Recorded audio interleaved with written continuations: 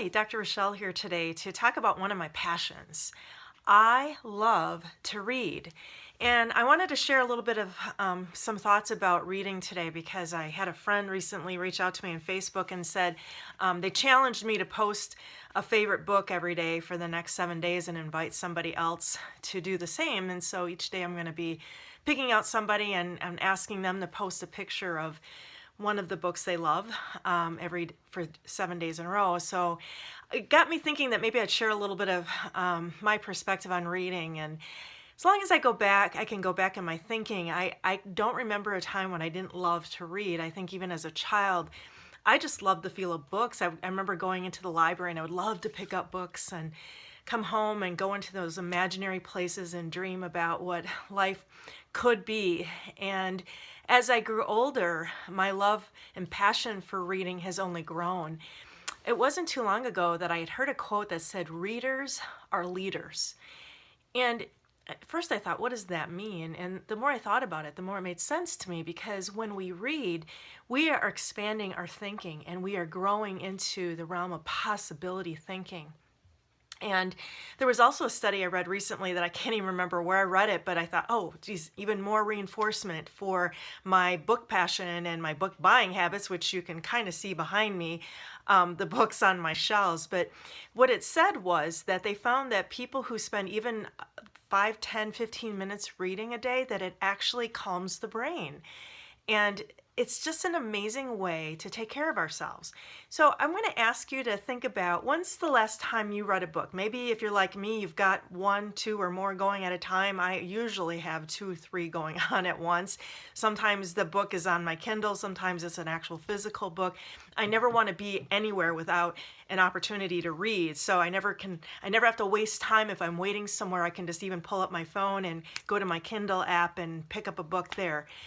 So the reason I want you to think about what you're reading is that it is an opportunity for you to make sure that you're taking time to nurture your imagination, to help you expand possibility thinking for your own life. I think as long as we have breath, we should be growing and developing. And I remember my paternal grandmother, I used to go to her house and see she had shelves and shelves of books, of all fiction books. I don't think they're books that would have interested me, but she read into her later years, I know that. And so when I think about what's on my shelves, I have a lot of books that are nonfiction just because I love to be inspired by possibility thinkers. So some books that I'm reading right now that I love, one is called Time Alive. And it's just by a woman named Alexandra Stoddard. It wasn't an author I'd heard of before, but I find her writings to be really interesting and gets me thinking and excited. Another book is on legacy. What will they say about you when you're gone? Creating a life of legacy, which is really, I guess, a theme of my life at this stage of life. And then a third one, my 24-year-old daughter suggested I read, called Own Your Everyday, written by a millennial, Jordan Lee Dooley, which is really insightful. And I love picking up new ideas from other people. It inspires me to better living. But one of my main reasons for reading is I love to pass on information to other people. It isn't just to make myself smarter. It's really about what can I learn that either will take my life to a newer level or give me some information that I can pass on to someone else to help them with a problem they're having, or to think about things in a new way. So today I'm going to just encourage you to take some time out and read.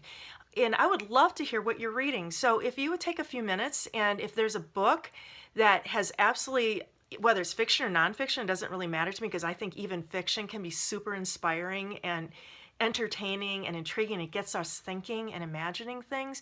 And that is a gift we have, the gift of imagination. So would you take a moment and comment below and say a book that you might recommend, a fun book or an inspiring book, or maybe a biography or anything. I would love to hear, because it's always fun to get new recommendations for reading materials. So be a leader and start reading if you aren't already doing so, but recognize that you are elevating your life with every book you read. Enjoy. And by the way, you can go to the library. You can order it on Amazon, or you can just simply download things on Kindle or listen to it on Audible. So hope you find one way that will get you into a book. Have a good day.